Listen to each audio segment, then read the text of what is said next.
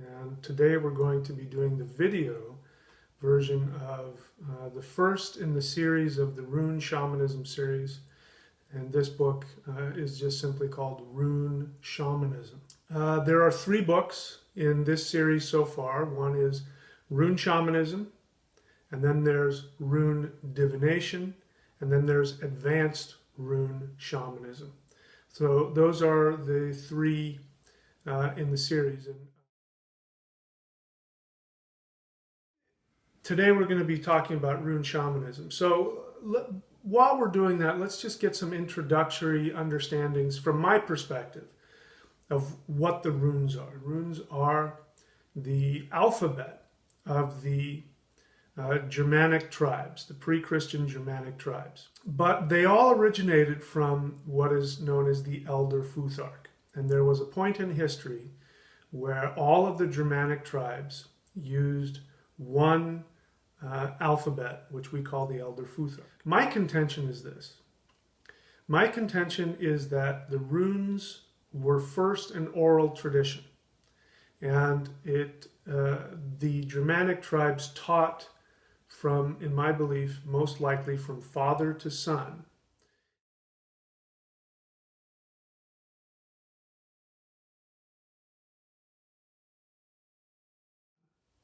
a spiritual tradition of evolution.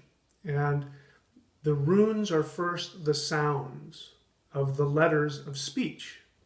Now understand, the Germanic tribes in pre-Christian times, especially if you go back even further than that, back into Ice Age times, they didn't separate, their language from another language. There was just language. And so the runes were the sounds, the syllables, and the vowels that were used to create sound. And the idea is that the spoken word was magical. It was understood among all people that when you made a symbol that corresponded with a sound, that symbol had magic to it. And today we call them talismans. Sound was always understood by the ancient peoples as having innate power.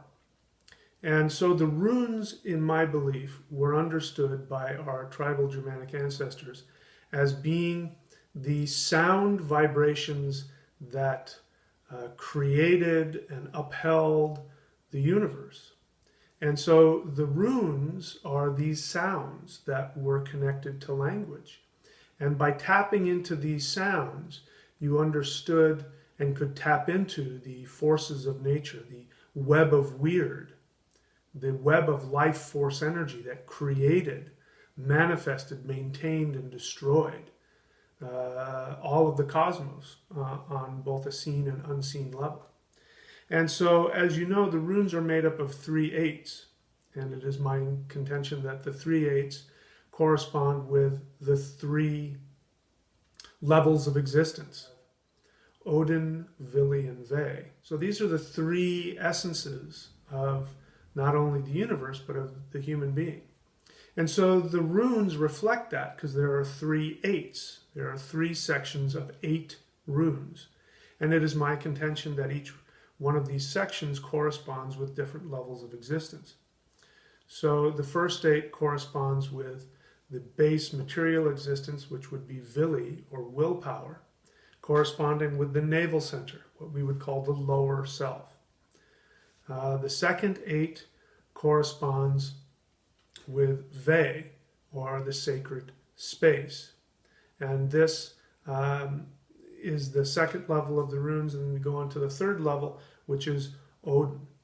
So the 3 eights correspond with the 3 levels of the human being: Odin, Vili, and Ve. Now this is done in this fashion because this is how spiritual knowledge is given to us on a moment-to-moment basis. And so this is why it's so important to be doing things like meditation, keeping these lines of communication open, because when they're flowing correctly, it'll go Odin, Vili, and Ve. Your higher self, your intuitive spiritual self, down into the subconscious and the unconscious realm. And it's the subconscious realm that then takes that information from the ascended masters, from the spiritual realm, and then brings it to you, which is the soul, which lives in the middle realm. So that's why it's Odin, Vili, and Ve. That's how things are supposed to go when you live your life and you're living them in connection, and when you're not blocked up with attachments or fears or these kinds of things. That's how energy flows. Odin, Vili, and Ve. Runes are the fundamental sounds of speech which exist eternally and independently within the cosmos. It is the vibration of these sounds that create everything. And so by chanting the runes or working with the rune sounds, you are connecting to these eternal objective forces. So that's the first thing. The runes exist independently, and they are the fabric of the cosmos. They vibrate and keep the cosmos alive, and they create, maintain, and destroy everything, both seen and unseen. So that's the first thing we need to know. So, having said that, that means that every time that we think about that sound, every time we chant that sound, and every time we look at the symbol of that sound that exists independently in the universe, we are tapping directly into that. So that's the theory that we're coming from in terms of rune shamanism. Now again, here's my understanding where the runes came from. The runes came from my belief. This is my theory. You don't have to believe it. It still works whether you believe it or not. But I think I believe this is what happened. What I believe happened was that as the Indo-European tribes were making their way up into the northern hemisphere, the ice ages came in, and different groups got walled in by giant sheets of ice, locked into various parts of the northern hemisphere. And so over the span of 40,000 years, their ethnicity changed, and their pronunciation of the Indo-European language began to change. And so they created their own dialect, which we would call Proto-Germanic. And that later became the runes. And this is how I believe it was taught. I believe that, as I said earlier, that these tribal Paleolithic people believed that sound was magical, that speech was magical. And so it is my belief that they were hunters at this point. They weren't necessarily warriors the way we think of warriors. They were hunters because they lived in direct contact with nature. They didn't have things like cities and countries and infrastructure. They lived in the ice ages. They were Paleolithic people. So it was a day-to-day, moment-to-moment existence. And so it is my belief that the runes were a way that one hunter would teach another how to survive.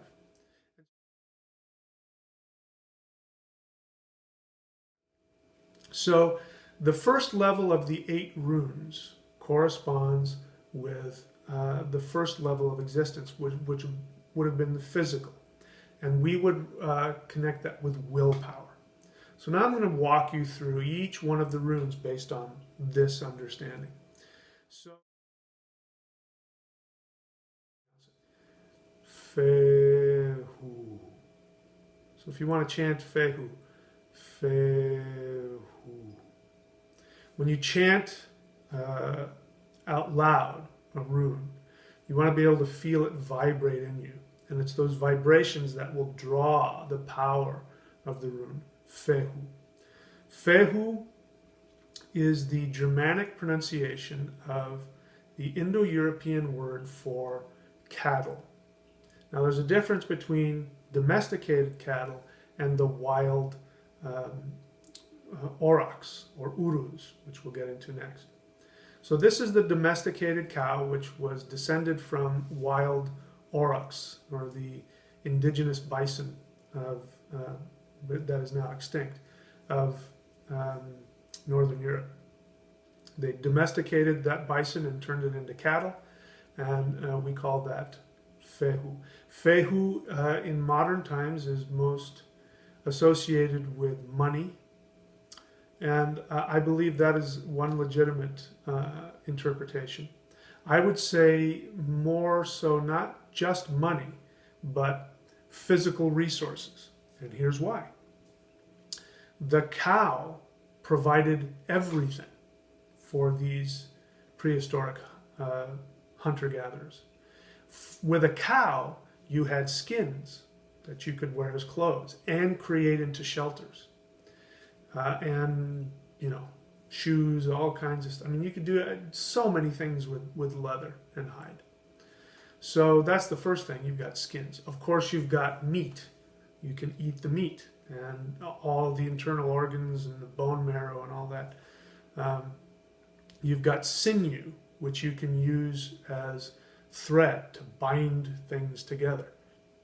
You've got bones, which can be used for tools, weapons, and of course you've got milk, which, you know, it's interesting that human beings did not develop the ability to digest milk.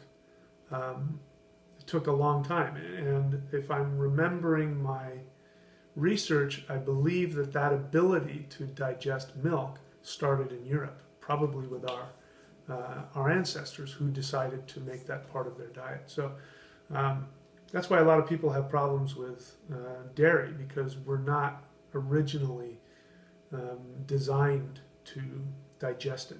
You know, our body has to come up with the ability to do that. So, point being is that Fehu means resources, and it means cattle.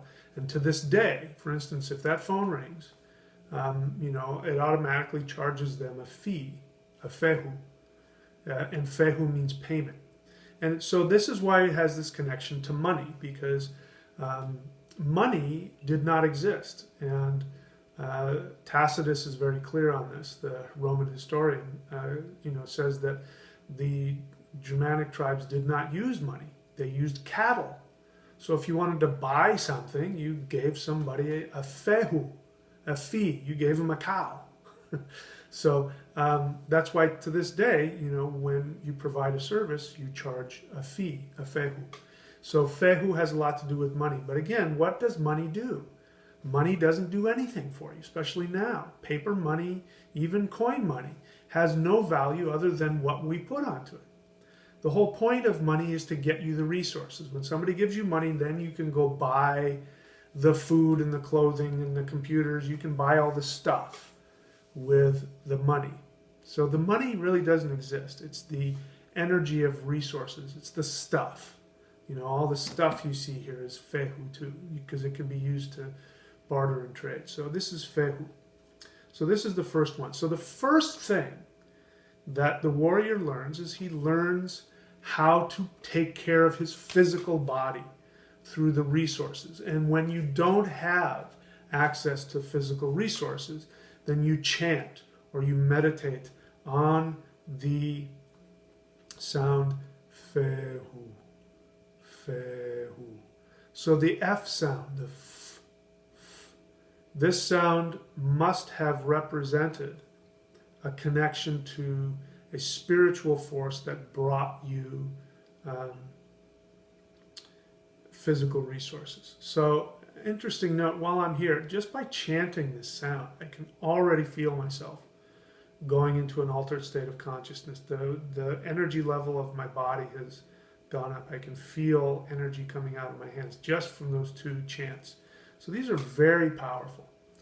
And I recommend that you use appropriate caution with them, because you're tapping directly into the building blocks of the universe. So this is why we chant the runes. It's going to clean you out.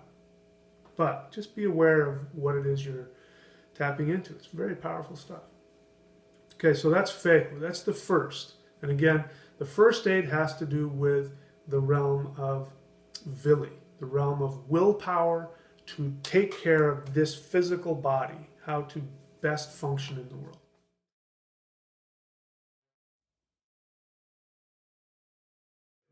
And you can just relax and inhale. First, let's get just some breathing going. So with your hands, my hands are just comfortably on my knees. I'm very relaxed. I'm going to go ahead and close my eyes. I'm going to focus on this area, which is the third eye, or the area of Odin in the physical body. And I'm just going to begin breathing long and deep. Inhaling through the nose and allowing my abdomen to expand out. Don't want to breathe from the chest, you breathe from the abdomen. Let the abdomen expand and contract. That's where it's happening. So inhaling very deeply through the nose. Exhaling.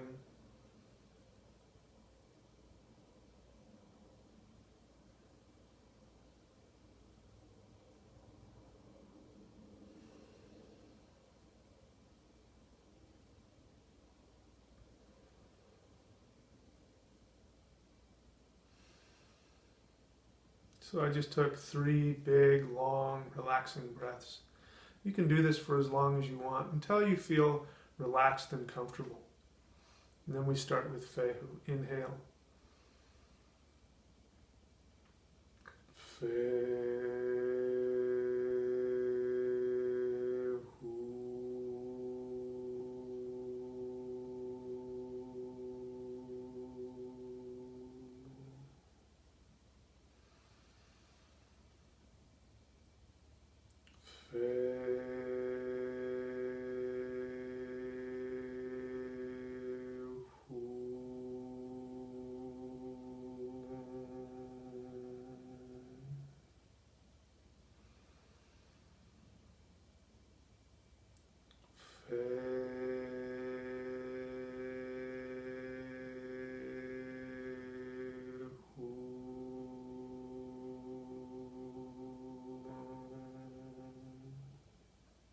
Then when you're done chanting, inhale very deeply. Hold the breath for 3 seconds. And exhale.